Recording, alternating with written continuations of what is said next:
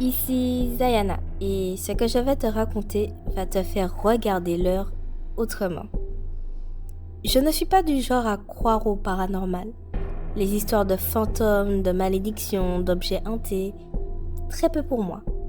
J'ai toujours eu une explication logique et rationnelle à tout. Toujours. Jusqu'à ce que 3h11 devienne une heure que je ne pourrai plus jamais ignorer. Voici mon histoire.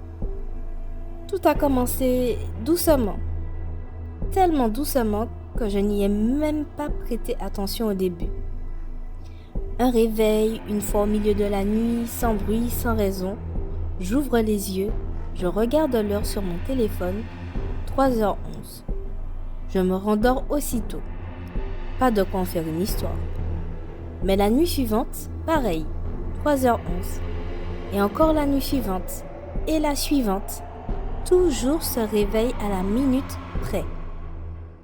Je me suis dit que mon horloge biologique avait peut-être un bug. J'ai travaillé de nuit il y a quelques années. Peut-être que mon corps se rappelait un ancien rythme. Mais il y avait autre chose.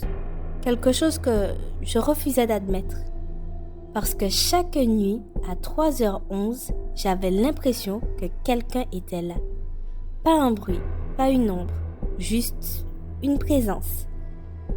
Un truc diffus qui serre la poitrine, qui fait que tu n'oses pas bouger, même si tu sais que tu es seul. Et puis, un matin, j'ai remarqué que ma brosse à cheveux n'était plus à sa place. Je l'avais laissée sur le meuble de la salle de bain, posée à plat. Elle était là, mais droite, comme si on l'avait calée contre le miroir. J'ai cru que j'avais rêvé, que je l'avais mal posée ou que je l'avais bougée sans y penser. Mais le lendemain, c'est mon chargeur qui était débranché. Je branche toujours mon téléphone avant de dormir. Toujours.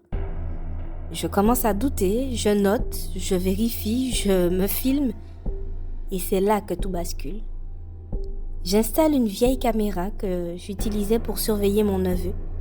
Je la place discrètement sur une étagère du salon dirigée vers ma chambre.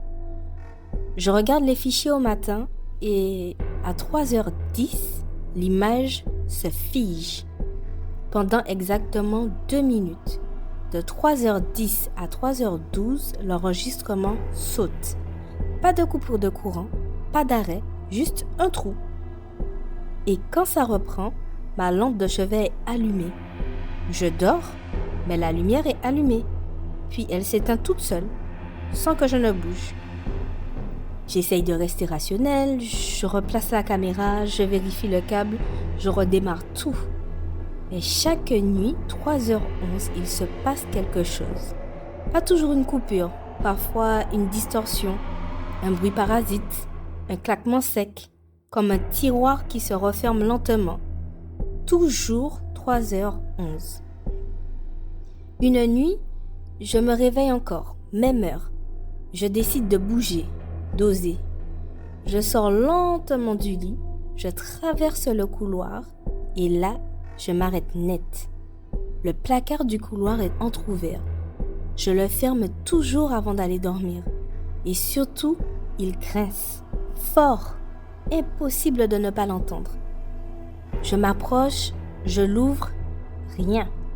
Mais mon manteau noir est décroché de son cintre, posé à même le sol. Comme s'il avait glissé seul ou comme si quelqu'un l'avait essayé. Je commence à devenir obsédée. Je chronomètre mes nuits, je note tout. J'observe les moindres détails. Et les choses s'accélèrent. Un matin, je retrouve la cafetière encore chaude. Je n'avais rien préparé. Un autre jour, mon réveil est réglé sur 3h11, alors que je ne l'avais jamais programmé. Mais le pire, c'est ce que j'ai trouvé dans la galerie photo de mon téléphone.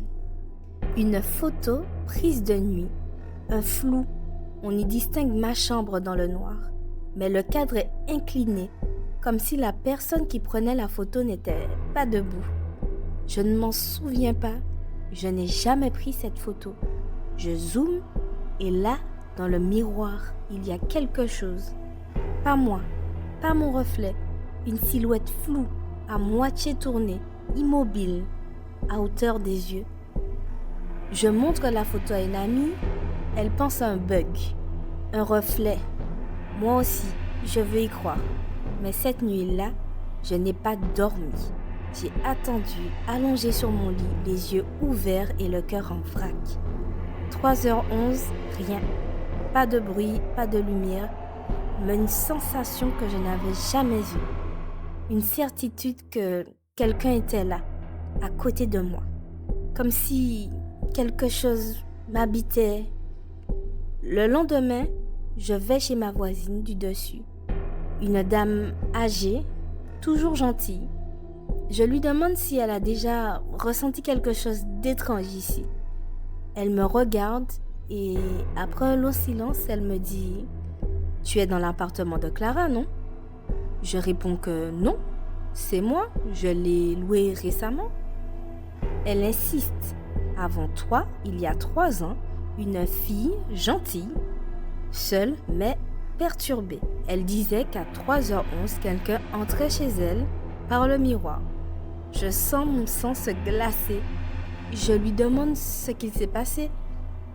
Elle me dit, un matin, elle n'est plus sortie. Porte fermée, télé allumée et son lit vide. On ne l'a jamais revue. Je retourne chez moi et je me plante devant le miroir, celui qui donne sur mon lit, et je le fixe. Longtemps, je ne sais pas ce que j'attends, peut-être un signe, peut-être une réponse, peut-être juste que ce soit fini. Mais rien, juste mon reflet et le silence. Je prends une décision, je pars. Je ne veux pas d'explication, je ne veux pas savoir, je veux juste partir. Je range, je trie, je fais quelques nuits à l'hôtel, quelques nuits chez des copains, puis je rends les clés. Je m'installe ailleurs, pas très loin, un endroit plus petit, mais plus lumineux. Je reprends le travail et petit à petit, je me reconstruis. Tout semble à peu près normal, mais certaines choses persistent.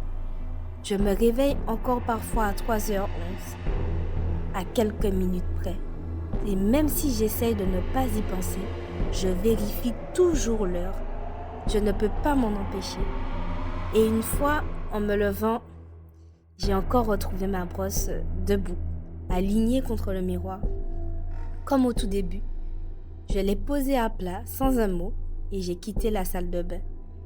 Depuis, je ne raconte plus cette histoire. Je vis, je respire, je travaille.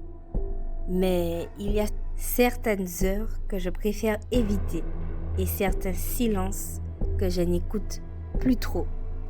Si tu veux d'autres histoires qui dérangent un peu le silence, abonne-toi.